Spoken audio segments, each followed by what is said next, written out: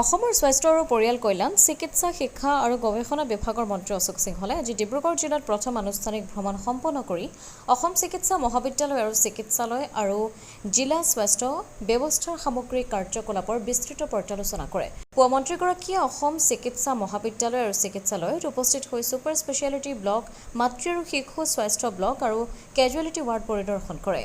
তেওঁ চিকিৎসাধীন ৰোগীসকলৰ সৈতে মত বিনিময় কৰি চিকিৎসা সেৱাৰ মান, ঔষধৰ উপলব্ধতা, পৰিষ্কাৰ পৰিচ্ছন্নতা আৰু অন্যান্য সুবিধাসমূহৰ বিষয়ে বুজ লয়। ইয়াৰ পাছতে চিকিৎসা মহাবিদ্যালয়খনৰ অধ্যক্ষ, অধীক্ষক, বিভাগীয় মুৰব্বী, অধ্যাপক আৰু জ্যেষ্ঠ চিকিৎসকসকলৰ সৈতে অনুষ্ঠিত এখন উচ্চস্তৰীয় পৰ্যালোচনা বৈঠকত চিকিৎসালয়খনৰ আন্তঃগাঁথনি, মানৱ সম্পদ, ৰোগী সেৱা ব্যৱস্থাপনা আৰু চলি থকা সম্প্ৰসাৰণ প্ৰকল্পসমূহৰ অগ্ৰগতিৰ বিশদ মূল্যায়ন কৰা হয়। ভ্ৰমণসূচীৰ অংশ হিচাপে মন্ত্ৰীগৰাকী তিনিচুকীয়া চিকিৎসা মহাবিদ্যালয় আৰু চিকিৎসালয়ৰ নতুন ৰক্ত ভাণ্ডাৰৰ শুভ উদ্বোধন কৰে।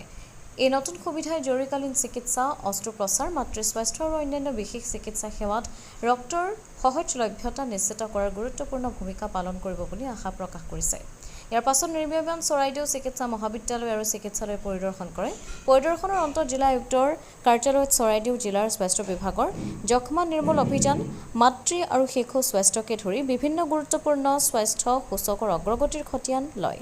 তেওঁ সময়সীমাৰ ভিতৰত লক্ষ্য পূৰণ ক্ষেত্ৰ পৰ্যায়ত অধিক তদাৰকী আৰু জবাবদিহিতাৰ শক্তিশালী কৰি গুণগত স্বাস্থ্য সেৱা নিশ্চিত কৰিবলৈ বিষয়াসকলক আহ্বান জনাইছে। ব্যুৰো ৰিপৰ্ট, অমৃত নিউজ 24/7।